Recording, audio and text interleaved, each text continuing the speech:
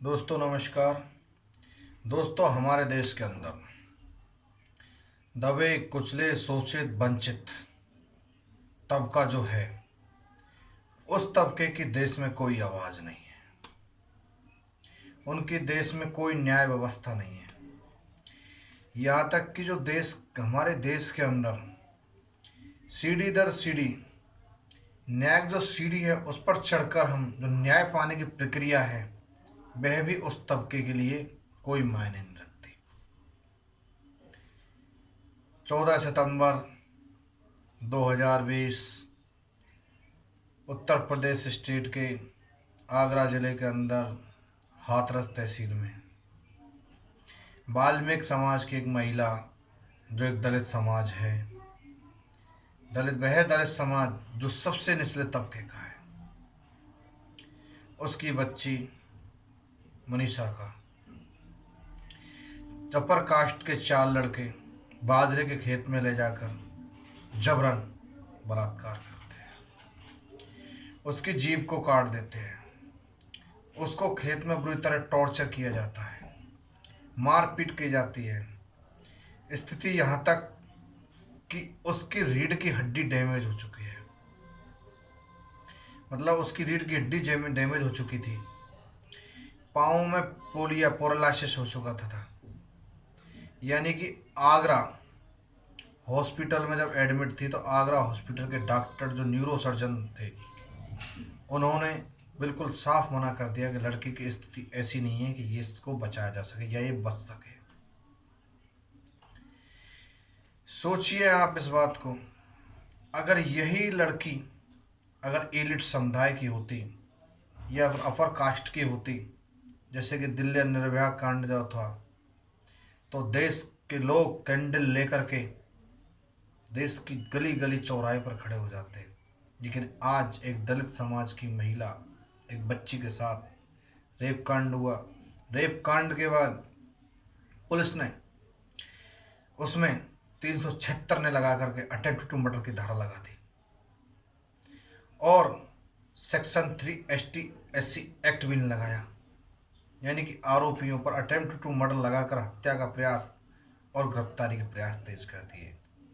आरोपियों को अरेस्ट भी किया चुका था। लेकिन घटना के 7 दिवस बाद भी पीड़िता लड़की का बयान दर्ज नहीं करवाया जा सका।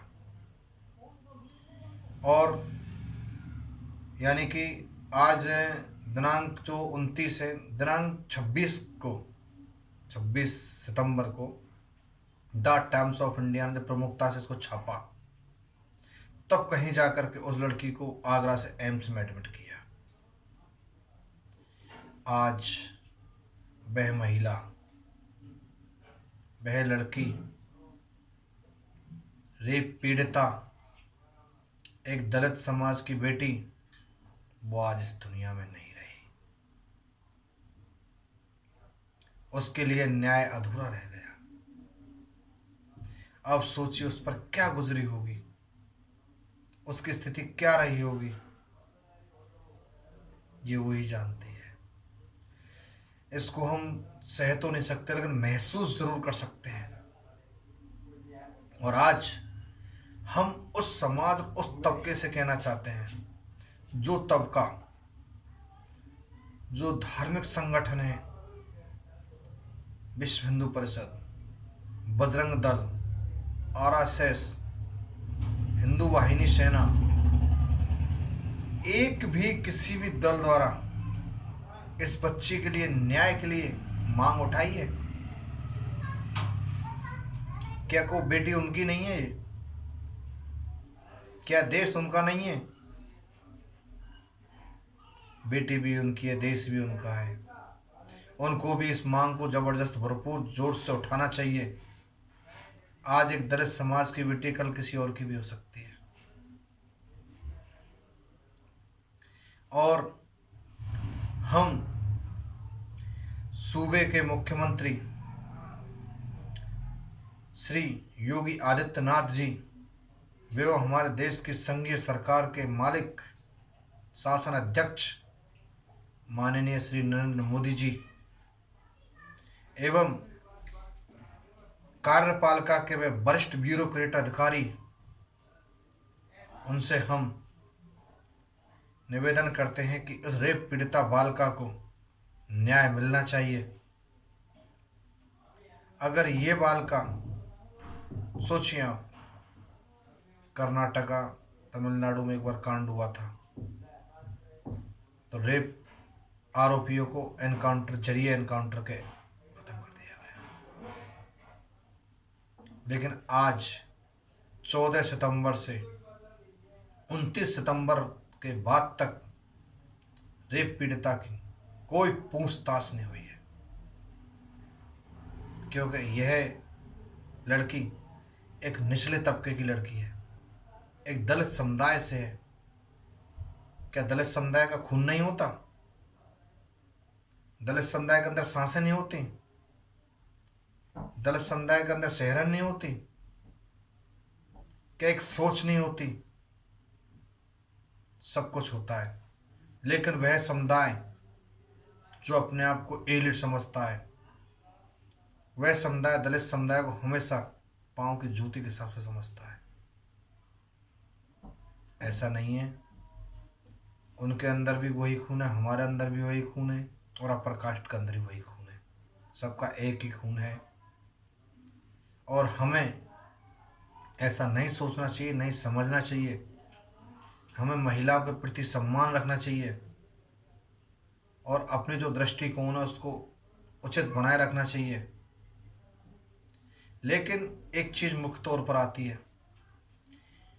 उत्तर प्रदेश के अंदर दिन ब दिन जो अपराध बढ़ रहा है, जो अपराधियों के हौसले बुलंद है। आप सोचिए, जिस देश के अंदर इंडियन पेनल कोड है, जिस देश के अंदर यूएपीए है, जिस देश के अंदर राष्ट्र है, उस देश का एक व्यक्ति, एक समुदाय जो एलिट समुदाय है, वो लोग दिन दोपहरी एक बालिग समाज की बेटी को उठा करके और निर्दयी तरीके से टॉर्चर करते हैं, उसको रेप करते हैं, उसका यहां तक उसकी जिह्वा को काट देते हैं। सोचिए, उनके अंदर ऐसा करने की ताकत कहां से आई? वह कौन ताकत है, वह कौन सोच है जो उनके अंदर इस चीज को करने को प्रेरित करती है? कि उनको पता है कि हमें कोई हमारे ऊपर कार्रवाई नहीं होगी। ये मैं नहीं, ऐसा कईयों बार हमारे देश के मुख्य जो न्यायालय है उसके न्यायाधीश यानी कि सुप्रीम कोर्ट के जज भी कई बार कह चुके हैं कि गरीब आदमी के लिए न्याय पाना मुश्किल ही नामुमकिन है,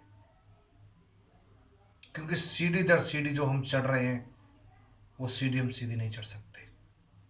और हमारा देश का मीडिया आज सुशांत सिंह की बिसरा रिपोर्ट दिखा रहा है कि एम्स के डॉक्टर द्वारा उसकी बिसरा रिपोर्ट आई है, लेकिन वह नहीं दिखा रहा कि आज एक शोषित वंचित तबके, दलित तबके की बेटी, वाल्मीकि समाज की बेटी, जो आज करीबन 15 दिन से हॉस्पिटल के अंदर अपनी अंतिम सांसें गिन रही थी, आज उसका देहांत हो चुका है। यह कोई मीडिया नहीं दिखा रहा है। जो गोदी मीडिया है, मैं उसकी बुरी तरह से निंदा करता हूँ। ऐसी मीडिया हमारे देश के अंदर नहीं चाहिए हमें, और ऐसी मीडिया का तिरस्कार करना चाहिए हम लोगों को।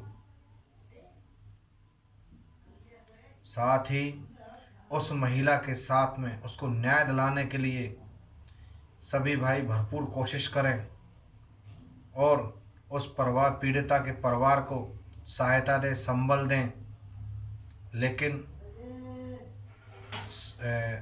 कानूनी दायरे में रहकर,